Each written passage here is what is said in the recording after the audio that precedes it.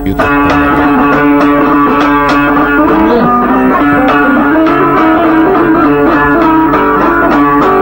namıkta bir yaman iş yok ya. Kendine ya. Ha.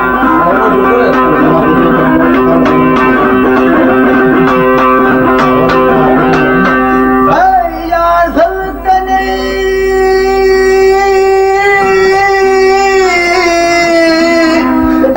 yaman iş yok.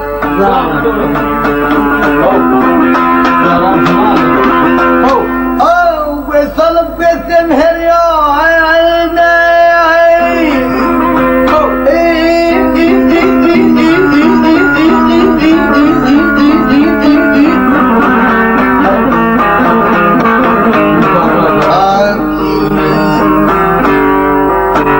Ya yaradan ey bir hemra bir fetmu şokot ey dildi canım.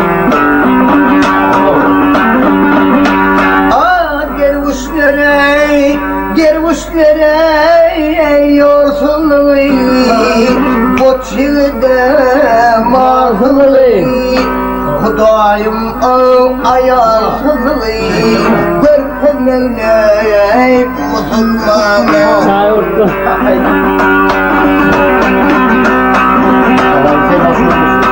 Kudradı bu işlilik vergüley dua kılayım gelinsin Nemirsin de kıyıra berley altılar yoktur bu canım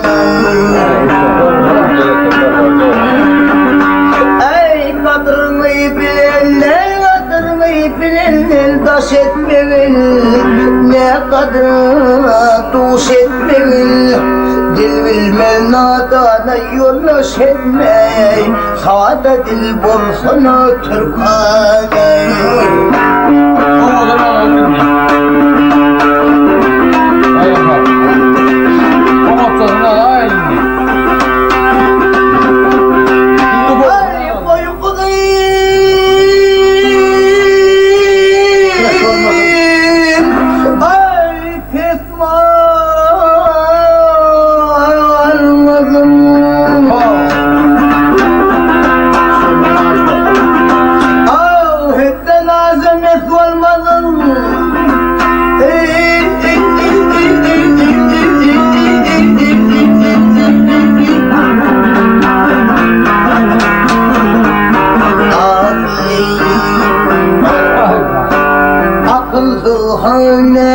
Kesur musun ey Sadıkın olsana bir kaney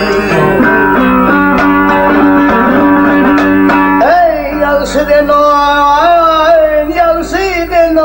ey kulu gelmez Yaman yansıyla kadrın bilmez Ayarsızlıktan ey mudar olmadı Dönsen hükmü Süleyman'a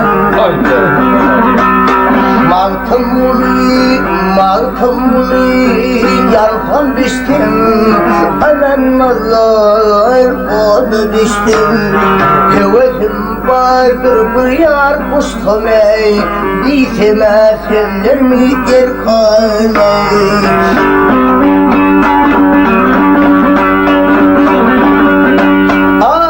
Semdin senler mi erkan ey Sadeden olsana bir kana Hey dil